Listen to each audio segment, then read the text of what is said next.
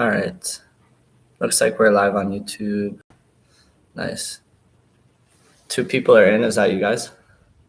Yeah. Okay.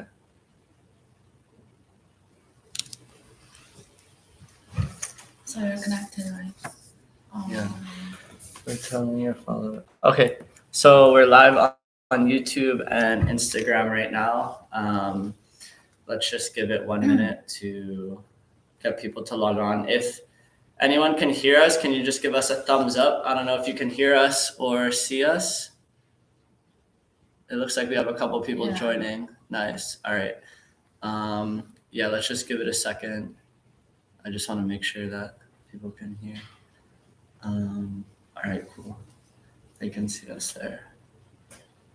All right. It seems to be fine. How is the sound? Good. Okay. All right, let's get started. So good morning, everyone, or good evening if you're overseas. My name's Andrew. I work for EF, and I'm currently in Shanghai. We're in the EF Shanghai headquarters. I have Valerie, who is a teacher from Shanghai as well. And today we are going to talk a little bit about life in Shanghai, talk about cultural differences, talk about Chinese New Year that just wrapped up. Yeah, Valerie, would you like to introduce yourself? Yeah, sure. Hi, everyone. I'm Valerie. I'm a local teacher in EF at EF. So I've been here around like 10 years, which is not possible, Wow. right? 10 months. 10 months. Yeah. And so I just graduated last July. Mm-hmm. So this is my first job after the graduation. Oh, wow. Cool. Yeah. So I'm really like enjoying it now, and I think, yeah, it's really cool. Is it your first time teaching? Yeah, it's my first time teaching. Very good. Yeah, and I like the job. I'm really enjoying it. That's awesome. Yeah. What would you say is like your favorite part about the job? Like I know because I was teaching in Shenzhen, like what I liked about it was the hours. So we don't traditionally have like Saturdays, Sundays off. Yeah. But it gives us a lot of time during the week. We still have days off. Right? Yeah, for sure. Yeah. Yeah. So what would you say is like your favorite part about the job? So, I mean, I like kids a lot. So yeah. I like being with kids. They are like really cute, and like we don't have to like have a lot of pressure when we are getting along with the kids. So this is the part like I really like the most. Very cool. Yeah. Very cool. So would you say that like when you were in university, your eyes were set on being a teacher after university? Actually, it's a story like why I'm a teacher now. Mm-hmm. So I kind of majored in international relations and public affairs, but I minored in English literature. Yeah, and I like my the second major a lot, like more than my first major. Oh wow. Okay. Yeah. So and I also had a chance to like got an internship in a company as administration, which is related to my first major, and I didn't really enjoy it, and I have like no passion on it, so I just turned to my second one. Nice. Yeah. And I taught like a little bit, like I taught in university like as like I tutored before, so I think and I love like my English literature very much, so I just thinking like why not like just be a teacher. Yeah. Would you say that the experience and the stuff that you studied in university with your literature degree like transfers over nicely to teaching English? Yeah. Okay. Very good. Yeah. How did you hear about EF? Like what made you choose EF? There's so many schools, especially in Shanghai. So what attracted you to EF? So since I also like graduated in Shanghai as well, so I'm just looking for the like teaching job in Shanghai. I like this place. I like the south of China. Yeah. And so like there is like one of my friend, she is used to be like work here before, and it's kind of like she recommended to me like Yeah. Very good, very good. So you've heard about EF, right? Like when you were in university. Yeah. Okay, got you. So for like the teaching aspect, do you like? Can you talk a little bit about like when you maybe your first lesson to like where you are now? Like, do you remember your first lesson? Yeah, sure. The most impressive part is my interview part. Like we have a demo class before, like when we have the interview, and at that time I was like, I know nothing at that time. Like yeah, it's really hard for me at the beginning, but like now I'm getting like more used to the classes. Like I have like I learned a lot. Yeah, and I learned like a lot of like teaching techniques, and I apply them to my classes, and Very good. I'm getting like more like progress. That's good. Yeah, I remember because so I heard about EF when I lived in Boston because there's a huge headquarters in Boston for EF. That's more focused on like the EF study abroad, like language travel, not so much like English learning, obviously, because in the US everyone speaks English. So when I moved to China, they offered me a job as a teacher in Shenzhen. It was like such a, I would say like, I was very worried because I've never really spent a lot of time around kids. Oh. I think that was my biggest fear. I wasn't really worried about like being able to deliver a lesson, but I was just a little bit worried about how my classroom management skills are going to be. And I remember my first lesson was just like a nightmare. Like there's kids crying and like kids doing things I didn't know how to control them. Luckily, we have like a teaching assistant in the classroom, so that really helped a lot. But I would say that I was impressed with like the orientation process. But what was weird for me is I came here at a weird time because it was January 2020, which was right before coronavirus. You can't see. What does it say? The video paused. The phone. Let me see. Sorry, guys, we're having technical difficulties on. Can you guys see now? Are we back? Yeah, I think we're back. Are we back on Instagram? Is everyone's video? Is it good? Okay, cool. Okay. Yeah, so I was just talking about how when I moved here, the borders were open and like there was no coronavirus, and I was here. Yeah, I was here for 2 weeks. And then just 2 weeks before the just quarantine, well, like, so it was okay. It was January 2020, right before Spring Festival. Oh yeah. So like everything, when I got to Shenzhen, and Shenzhen is such a busy city, like hustle and bustle, everyone working super hard. It was just like crazy for 2 weeks, and then everyone went back to their hometown for Chinese New Year. Yeah. And then the city never returned the same for as long as I lived there. Basically like the coronavirus like sparked at the end of January, and then everyone basically just stayed in their hometowns. So it was pretty crazy. Yeah, like because when I first started doing my orientation and stuff, like all of that was like in the classroom, and then like when I first actually started teaching, it was online. Oh yeah, I know that time. Even though I'm not here at that time, because I just joined in the last year, so I have heard about the online online teaching, online teaching at during the COVID time. So it's pretty hard. And after I joined in EF, like around. I cannot remember the time, the specific time. We also have an online teaching, like really, like it's an urgent that time. Like our teachers have to like prepare like a really short time for online teaching. And I am really new at that time. I'm so nervous about online teaching, but I just but the good part is we are going to like teach at home. Exactly. I know it's like such a different dynamic when you're teaching online versus offline. But I mean, EF just like they provided us with so many resources and materials that it didn't make it too hard of a transition. Yeah, sure. But it was just like a very, very interesting time. How are we doing on the Instagram? And you pause. No. Why is it pausing? How is it now? It says that I'm connected.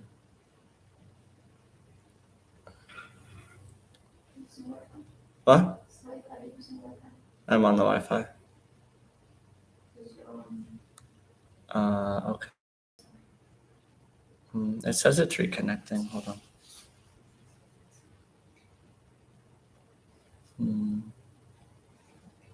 Maybe you should set a block time for your phone. It's a setting, right? But it will like block itself like automatically in a minute or in 3 minutes. It's just now you're reconnecting on your Wi-Fi.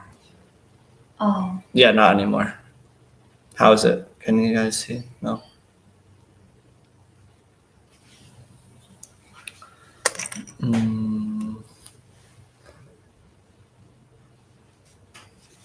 Can you guys hear me? Are you guys on? No? Okay, hold on. Let me restart it.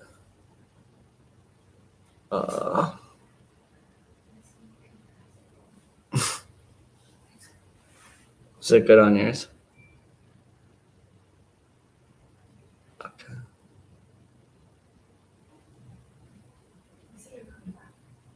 I can see.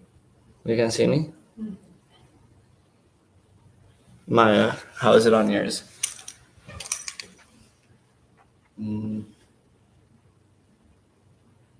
No.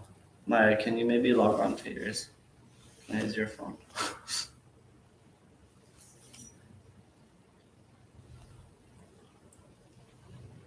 so we still live on YouTube. Yeah, we're still live on YouTube, so just give it 1 minute. There's not as many people on YouTube. It's connected. Can you give it a try? It's on my screen. Here. Can you post the other video? Because I had to end it.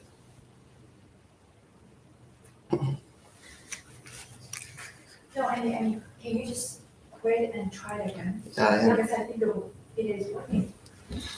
No, it's paused. Okay. You have to. This one should be good. All right. I think we're good. Sorry, guys. Technical difficulties. All right. Are We're we back. now? Yes. I think we're good now. Yeah, it looks like we're live. Sorry, guys. The network here in the office just cut us out. Yeah, so no, we were kind of just talking about like when we first started, and then Chinese New Year with like coronavirus. Yeah. But everything's been going fine now, right? Like you guys are teaching. Yeah, as everything's getting normal, better right? now, like Yeah. more better than before. How would you say like the resources that you have access to now has helped you like in the classroom?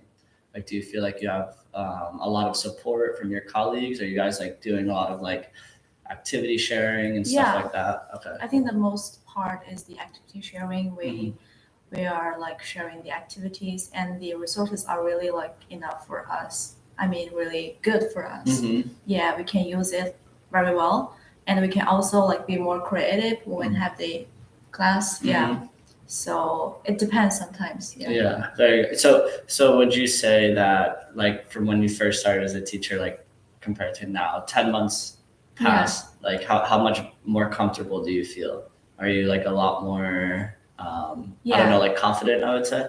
Yeah. Yeah. I think at the beginning I'm not that like confident at teaching, at least. Yeah. Not in the classroom. Yeah. But now like I have learned a lot, so I think I am being more confident, and I think I can learn more in the future. And now I have like more responsibilities. We have like life club, like how to apply the content to the activities in real life for students.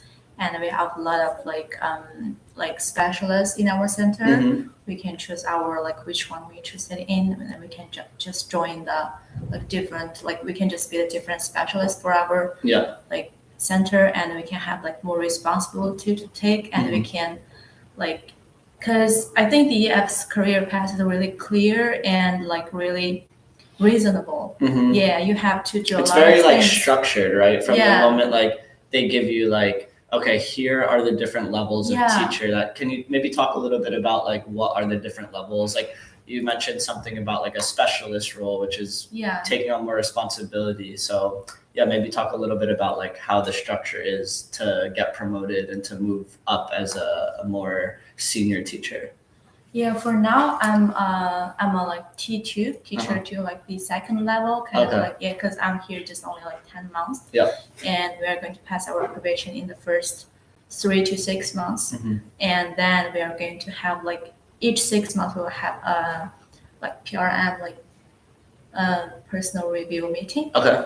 Yeah. Every 6 kind of- months, right? every 6 Okay, months. Cool. And for the T1, which is level 1, Mhm. we don't have to do a lot of things like besides teaching. Is that like you start out at T1, right? Yeah. Yeah. Okay. So you start out as like teacher 1. Yeah, Okay. teacher 1. Mhm. And for T2, we have to like we have to join in the like not a lot of like we have to join some projects, maybe like this, like teacher ambassadors, or in our center, we can join some like we can be in some specialist. We have like life club and like IT specialist for our. Oh, they like they help out with like all the iPads Yeah. and like all of the tech things like Yeah. Wi-Fi in the school, stuff like that. Okay. And like the health specialist, Mhm. health and safety Health and specialist. safety. Okay. So that's like a requirement to be like a T2, right? Yeah. You have to have like a specialist role. Yeah. Okay.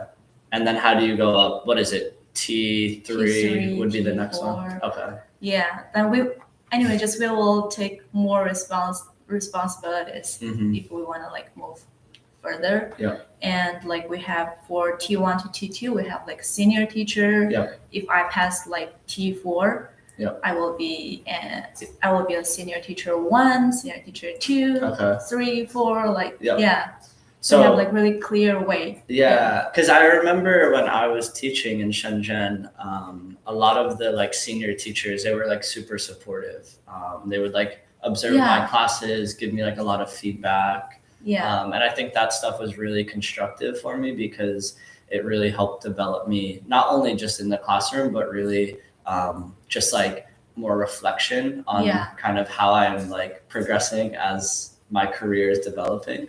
Yeah, they are the like mentors for us for the newer teacher, right? Mhm. So they are very supportive Yeah. when we got here because senior teachers like for the also like mentoring, it's also like a kind of specialist. Yeah. Maybe we for can sure. also be the mentor when we got to senior teachers Mhm. level. Yeah, I think they're very supportive. Okay. Yeah. And then after, so there's the teacher, and then everyone in the center reports to the DOS, Yeah. which is Director of Studies. Yeah, How Director of is your Studies. DOS like supporting you guys? Like what like can you talk a little bit about Yeah. like how their role affects your day to day and how it helps and contributes to the success of the school? Yeah, sure. I think except my mentor, I think our DOS is like more the most supportive person in our center, and they will like not just the academic part. They will help you like with maybe for the international teachers. Maybe they will have some like visa or the phone number or something wrong with the bank account. So we can also help like for we can ask help from our DOS. DOS, yeah. Yeah. Very I think she is not like just a DOS. She is not like the like just focused on just like on academic. the academic Yeah, part, it's like more everything, supportive, right? like from The everything. well-being of like teachers, like if Yeah. you need help with anything, like they're there. I know that my DOS in Shenzhen was very, very supportive. Shout out to Blair at Shenzhen 4. She's awesome. Yeah, anytime someone maybe needed help like with the doctors or something, because as a foreigner sometimes it's hard like logistically to like do some simple things. Yeah.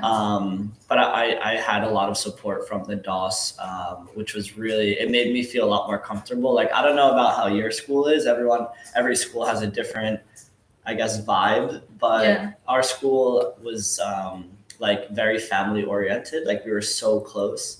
So it really did feel like a second Yeah. family. Like we would do like team building, And birthday celebration. yeah, birthday every month, celebrations, right? that type of thing. Yeah. So maybe from there we could go on to like Chinese New Year. We could talk about Chinese New Year because we just talked about like we touched a little bit on the events that happen at the school. Did you guys do anything with EF Yeah. at your center for Mm. Chinese New Year? Yeah, for Chinese New Year in our center, we ate dumplings Mm-hmm. for sure, and we wrote some like couplets. Okay, yeah. And we wrote Like the calligraphy, right? Yeah. Cool. And we wrote together, and we ate like sweet dumplings for our lantern festival. Oh, that was last week, right? Yeah, last week. Okay, very cool. Yeah. How long did you guys have off? How long was the school closed for? For lantern, Or for Spring Festival? How much did you Like- got? Like a week or like a week. did around you a week. did you go anywhere? Yeah, I just because I didn't go back to my hometown. It's like really Oh, far away from here. Where's your hometown? Xinjiang region. Okay. Like it's kind of like 3,000 kilometers away from here. Very cold, right?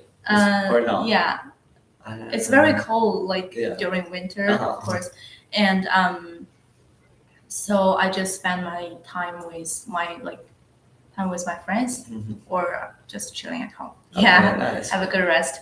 What would you normally do for Spring Festival? I know that the Okay. last couple of years have been Yeah. untraditional, I'm sure, just because of like travel restrictions and stuff. Like normally Chinese New Year is the busiest travel time of the year, right? Like everyone goes home. Yeah. Super family oriented. I know that like it just the last couple of years have been totally different because either people have to work, like not work, but their jobs are telling them not to travel, or like there's just not flights or Yeah. train tickets available. So what would you normally do if you go home? So like just for the Chinese New Year, like I normally like we have like kind of like the common customs for Chinese New Year, like all of us, in China, Mhm. like we have the New Year's Eve dinner, and like we have like reunion together, Mhm. and for the decoration we kind of like there's not like that huge difference between the Mhm. different places. But the food I want to talk about, like we have saying the like north wheat, south rice. Have you ever heard about it? No, I haven't. North wheat. North South wheat, south rice. Yeah, because Okay. there's like the difference, like there's the difference between the climate. Yeah, Right. in China, And like what the you guys north eat, and like- the south. okay. Yeah, and the people in the south eat more rice than Rice, like north. rice noodles. Rice cake, Uh-huh. sweet dumplings. Yeah. But in the north, it's like The noodles. noodles, dumplings. Yeah. I think I like that better. Yeah. When I lived in Guangdong, everything was like rice based Yeah. and like dim sum and stuff. It was really good though. I like the food in Shenzhen. So what would you guys eat? You would eat like a lot of like dumplings. Yeah, just noodles. wheat food.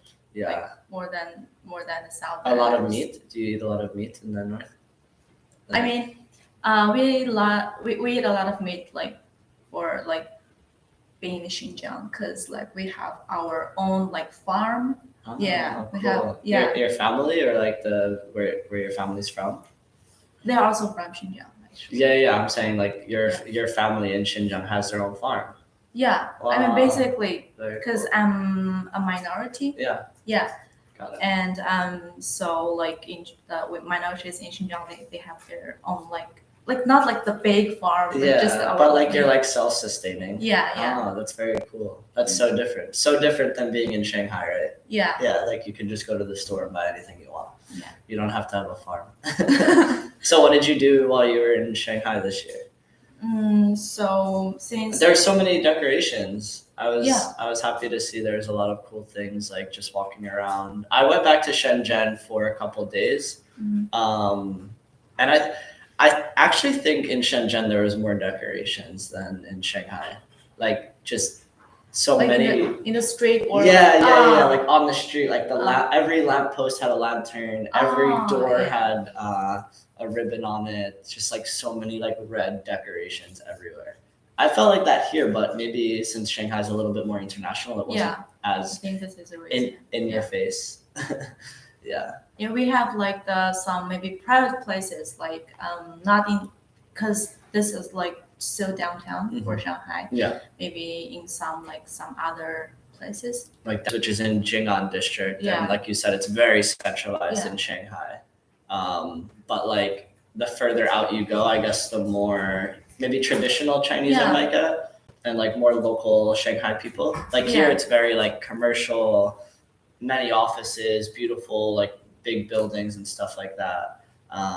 But I do like Shanghai. Like I've been here for 3 months now, and like being from New York, I feel like it compares a lot more to what I'm familiar with back home, as opposed to like Shenzhen is just such a new city. It's like very like copy and paste. Does that make sense? Like all of the buildings are just like planted. So yeah, but the thing that's cool about Shanghai is like it's so like congested and tight, so you can really just like get anywhere very quickly. Like walk, cycle. It's very convenient. How do you normally get around in Shanghai? Yeah. Do you take metro or do you cycle? I think the both. Both. Okay. Yeah. Cool. I think metro is really convenient in Shanghai, and also the like bicycles. Yeah. I normally I live very near to my workplace, so I just walk to my workplace. Oh, that's so convenient. Yeah. That's like a huge thing for me, is like anytime, like since even before I moved to China, when I was living in Boston, I've always wanted to live very close to where I work, because it just makes your life so much easier. How was it finding an apartment in Shanghai after university? Was it very difficult? No, it's not. Yeah. We have like different apps. We have like different company, like the renting. Is that the renting company? Yeah, it's very easy actually. Like real estate agents are very easy to find. Yeah, people will before you rent the house, they will take you to the house, like have a look and like check the house. So what was cool when I moved to Shenzhen, it's the same way now as an international when you arrive in China. Well, now it's a little different because there's quarantine, but EF does provide like a list of real estate agents, and you could talk to like your coworkers and stuff and discuss like the best neighborhoods to live in relative to where your school is, because there's many schools all over Shanghai. But having a real estate agent and just giving them like the parameters of what like how much you want to spend, where you want to live, maybe like you give them like a list of like things that you absolutely need versus like what you want. Like everyone wants like a nice fancy place with like that checks all the boxes for like a perfect apartment, but like you might not be able to afford that, or you might not need all of those things. So yeah, I think EF definitely supports on the end of providing real estate agents to find a house. When I moved from Shenzhen to here, it only took me 24 hours to find an apartment. So what I did though is I contacted some of my friends that live here, and they gave me a real estate agent contact. So I was in contact with them like a month before I moved to Shanghai. And then I just basically sent them like a list of like what my budget was, the things that I talked about just now, budget, like what I want in my apartment, where the office is. And I said that I want to be able to like walk or ride a bike to the office. So then when I showed up here, I had a hotel room. The next morning I woke up and I met the real estate agent. She showed me like 8 places. Like that she thought that would match some of the things that I was looking for. And by the end of the day, I was like, all right, I'll sign the lease, because I also moved here. It was November 1st. So she said that if I didn't like sign a contract that weekend, then probably the places would be someone else's. would rent them. So it was super convenient. I think moving in China is so convenient. Like if you need to move Yeah. around, because a lot of the apartments are furnished, which is cool. Like you can just move in. You don't have to worry about like bringing like a big sofa or a bed. Like a lot of places already have TVs, Yeah. like table, Fridge. fridge. Like these things. Like when I lived in Boston, you need to bring all of that stuff. Really? Yeah.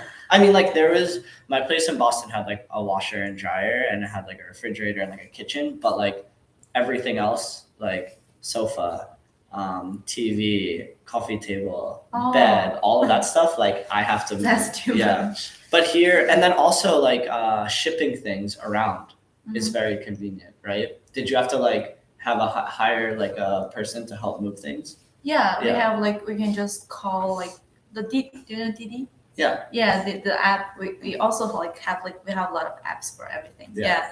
And we can like call a man to like they will have their own like truck, right? Yeah, and then they'll just. They will just help us to move the things. Yeah. Yeah. How many times have you moved in Shanghai since you lived here? I spent the college time like 4 years, and now I think it's 5 years. Yeah. Okay. 5 years. So, like, you lived in the university housing, right? And now you live in your own apartment? Yeah. Oh, We okay. used to have the dormitory. I used to live in Songjiang. Have you ever been Songjiang? No, I haven't been there. It's the root of Shanghai. Like it's the everything begins.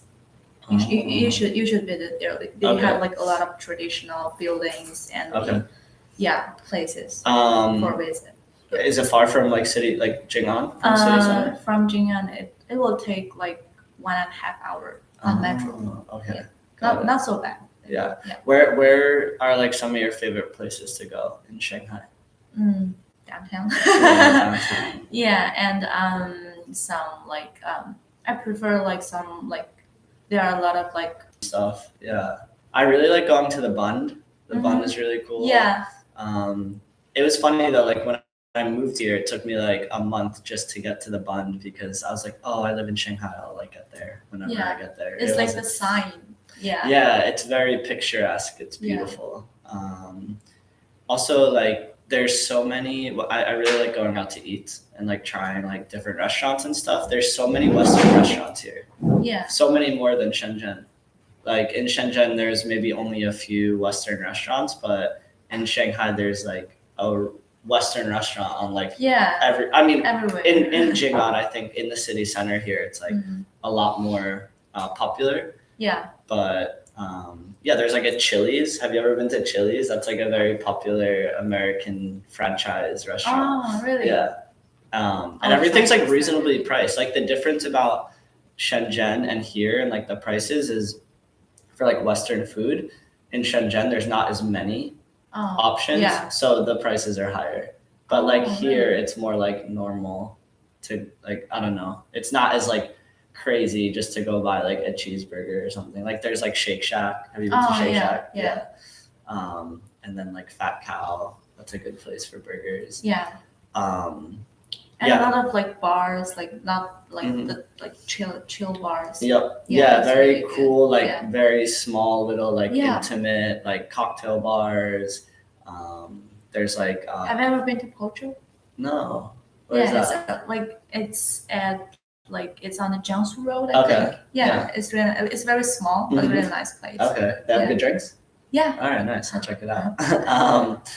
And then there's like 8 pints, which is like they're everywhere. They're so small, the 8 pints. There's one on Fumin Lu, I think. Oh. And it's like maybe only like 6 people can fit inside. Oh. Yeah. Really? Yeah. But yeah, I think that there's so many options. One of the things that I really like about living in China is that the cost of living, like maybe the apartment rent might be a little high for like center city, like in Shanghai, in Jing'an, like you're going to be paying a lot more. But to buy food and groceries and just like your day-to-day things is like, I would say it's pretty manageable. Yeah. So and I don't know, maybe like you said, if you just keep working hard and like moving up, like with EF, you get paid more money. So it makes life a little bit more easy. Do you have a roommate in Shanghai? Yeah, I have like she's my best friend. Oh, cool. Yeah. Very nice. Yeah. So I think living with a roommate is also very helpful. Yeah. In terms of just like splitting cost of rent and stuff like that. Yeah, definitely. Yeah. Is there any other places that you want to recommend in Shanghai that people should check out? The if you like art, Mhm. the Pudong Museum. The Pudong Museum. Yeah, Pudong Art Museum. Okay. Like, yeah, it's at the Pudong district. They have like different contact. They have different subjects for the different sections, and they have an like official account on WeChat, Okay. on social media, not just WeChat. Like, and you can check like which one you're really like interested in. You can just yeah. Okay. Well, they put like their different Yeah. exhibitions and stuff there. Okay. Yeah. Cool. All right, I'll check it out. And then, have you been to the Planetarium in Shanghai? It's like the world's biggest planetarium. It's in Pudong. Oh. It's super far away. It's like an hour and a half away. Yeah. I haven't been there yet, but I hear it's amazing. It's too far away. Yeah, Yeah. it's too far. Yeah, but maybe on one of your days off, you could check it out. Yeah. What are your days off right now? Wednesday, Thursday. Wednesday, Thursday. Yeah. Yeah, so I mean that schedule is pretty good though. Like we were saying before at EF, for a teacher, your hours are usually Saturday, Sunday is like a busy teaching day, Yeah. but your like week, like Monday through Friday, you'll have 2 days off, and then you don't have to be into work till what, like 2:30 or something. Yeah.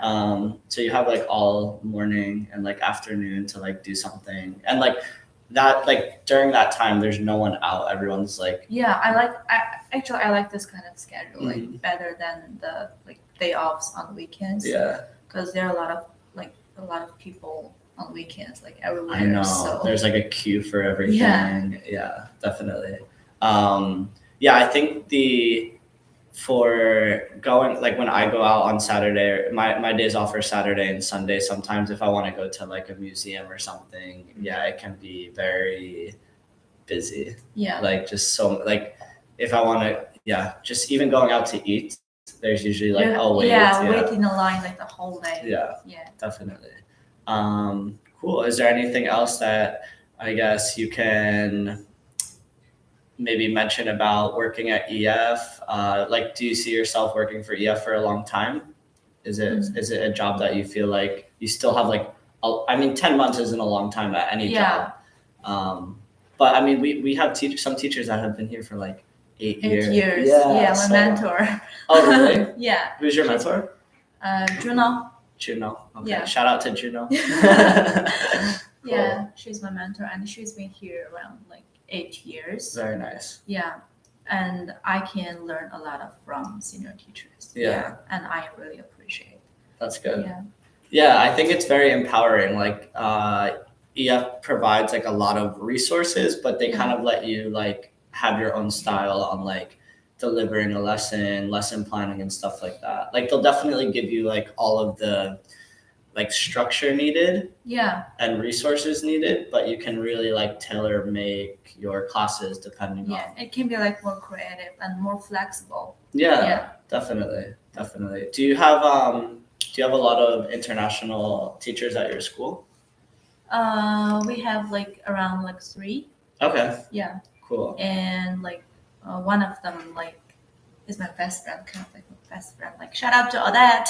Odette, Yeah, shout out Odette. Odette. Nice. Yeah, Where is she from? She's from America. Oh, cool. Yeah. How long has she been in China? She just been here like around a year, like almost like Okay, so she's came a little bit like I am a little bit newer than her. Yeah. Okay, so she came like right before you, maybe. Yeah. Got it. But she came when it's hard for people to get here, right? Yeah. Like she came during a time where it's difficult, but EF is definitely doing the best it can to get people over here. Like we're still trying to process visas for people. The biggest thing like right now is just if you're in touch with a recruiter, just doing anything that they basically tell you to do is like they're gonna try to set you up for success to get over here. Yeah. It's very, very costly because right now, like China still has the quarantine process, and like flights are very expensive. Like I went back to America last November for like a month, and then I came back to Shenzhen, and the flights were so much, like so expensive. But it was just nice to know that like EF had my back to like help me out, like get back and help me with booking flights and everything. But yeah, until quarantine is lifted, like that's just a requirement that like EF can't do anything about. Yeah, I mean, like as long as you can just land in here, things can be like more convenient, like more easy. Yeah. Yeah, life is very simple here. I would say it's very easygoing, especially in Shanghai. It's just like very convenient. Everything is so easy to have access to. I think like maybe in the near future, hopefully things will get better because we just had the Beijing Olympics. Yeah. And like a lot of international athletes from all over the world traveled to Beijing. Yeah. And then it seemed like there was no crazy outbreak in Beijing from the Olympics. Yeah, because they control it like very well. Very closely, yeah. That's one thing. Like with the coronavirus here, it's like a 0 case policy. Like if there's one case, they will like shut down the city. Like it's not. even though like the one case in the small store, they will shut down the store. Yeah. And then they'll be able to monitor like who has been to that store, and then they'll ask them to get tested or quarantined, which is crazy because back home, like in America, I mean, it's very serious and there's a lot of people getting the virus, but it just doesn't seem like it's as strict. Where China is like, we're able to move around so freely because the policy is so strict. Right? Like I feel like traveling, have you been traveling at all around China in the last like year or two? Like not after the COVID-19. Not after the COVID. Okay, yeah. Like I've been to Sanya, Guilin, Huizhou, now Shanghai, Nanjing, Hangzhou. Like, yeah. So you still can travel around. Yeah. A lot of people are traveling. I went to Yunnan. Yunnan's beautiful. Basically, it's just you're asked to take a COVID test, and then you're pretty much you're fine. They'll let you, they'll let you travel. It's just you have to like follow the rules very closely, which are changing like every day. Yeah. So I guess we had a couple of questions come in previously. If anyone who's watching right now has a question, you could drop it in the box. And then the ones that came in earlier from Instagram, we posted on our story that we were doing the live. Will the borders be open this year? Oh wait, hold on. There's a question. Okay. So Tom Wilkins, actually a friend of mine from back home, asked me if there's any golf courses or ski resorts near where you are. Yeah, there's a couple. I don't know about golf courses. Golf is not super popular here. Like there's indoor golf. There is like a golf place. Yeah. Like at Sunjang. Yeah, it's like not in the maybe you live in the downtown. Yeah. Like so you can just walk around to the Is it outside or inside? Outside. Okay. Yeah. Cool. Because I know that Shanghai. in the city there's golf simulators. Those are always fun. And then for ski resorts, there's one near Hangzhou, I think. Yeah. It's not super big, but the most popular one is Shanghai, which is like a 2-hour flight, I think, from here. Yeah. Maybe. Shanghai. Yeah, very popular. The mountains are really big. I actually didn't know there was like that big of mountains in China when I first moved here. And then he mentioned something about playing soccer. I play soccer every weekend. We have a lot of soccer clubs. I think Chinese people, the most popular sport might be basketball. Yeah, basketball. Yeah, a lot of Chinese people play basketball, like tennis. There's a lot of runners. There's a lot of people running in Shanghai. Cycling. Yeah, they have the like cycling club or like tennis club. Yeah. What else? Do you hire non-natives? I guess non-native English speakers. We only hire from 7 native English-speaking countries, and that information can be found on the website. And then will be issued for those of us coming from the US. So they're asking, the question is, when will visas be issued from those coming from the US? The timeline I'm not 100% sure about. I know that they're processing a lot of paperwork now. And the recruiters that you're in touch with can definitely give you more details. The visa team's working super hard here, because they just have a lot of logistical things to go through, like with transferring people from different cities and things like that. So I would say just reach out to your recruiter, and they'll give you the most up-to-date information. Also, the website has a lot of good resources on there as well. The questions that we had earlier were also about just like the borders and the policies. That stuff, like I said, is just stay in touch with your recruiter. Who do you remember? Did you have a local or international recruiter? I have a local one. A local one. I think okay. Maybe there's like a local recruiter for like the local. Yeah. Okay, gotcha. Yeah, probably a little different experience for you being like a Chinese local and then being a university student and already like in China. But for the international people that are looking to come to EF in China, just continue to stay in touch with your recruiters, and they'll give you the most updated information. And then I guess if anyone has any other questions, we'll stay on for maybe one more minute and then we'll wrap things up. But yeah, it was really cool to hear your EF story, Valerie. Yeah. I know it's only been 10 months, but it seems like you have like a good idea on like how to be like a very effective teacher and stuff. So yeah, it's impressive. Thank you. Let's see. Oh, here's one. What does it say? Where they come from. Yeah, the policy about allowing people to come is not like an EF policy. It's a China embassy policy. So it's just the type of visa that is being issued is only for people from certain countries. And that's something that we just need to follow the regulation on. So I know it might not seem fair, but it's just something that we can't really control, and we're just doing the best that we can to get people over here. And it's still happening. Like you said, your best friend she came a year ago. So that was like even actually probably more serious coronavirus. I think EF was very supportive at that time. I would say we were probably one of the only like international companies bringing in people from overseas at the time, and like we're still continuing to do so. The process is just like a little bit slower. Like when I started, I applied, and then within 3 months I was living in China. Like it just happened so fast. But I think for now it's just it's a little bit slower.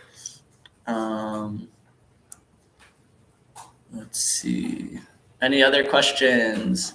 Thank you, Buddy Lou, for your question, and Tom, and anyone else on the line. All right, nice. Yeah, we did like 50 minutes, Valerie, so we can wrap things up. If you guys have any other questions, feel free to reach out to your recruiter or send us a message directly on Instagram or YouTube. You could drop a comment in YouTube, or you could send a direct message on Instagram. So thank you, everyone, and thanks for joining. Thank you, Valerie. It was really nice talking to you, and we'll see you guys soon. Bye-bye. Bye-bye.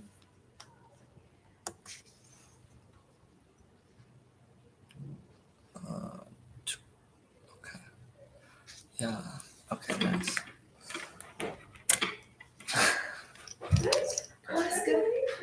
Yay. Finally. Are there right? No.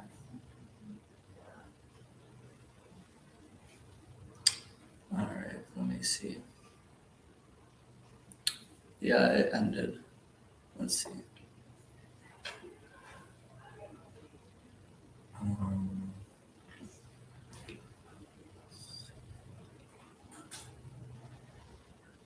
since I don't have like any accounts for like YouTube or Instagram, maybe I can use my friends to like. Yeah, you should. Or you can make one. Let me see. I don't know why. I thought when I look at you guys in Instagram and Facebook, the same lighting, but Facebook looks very dark. While in Instagram it looks good. Yeah, and we look really. It looks Maybe really. you're still. Oh, I'm still on. Sorry.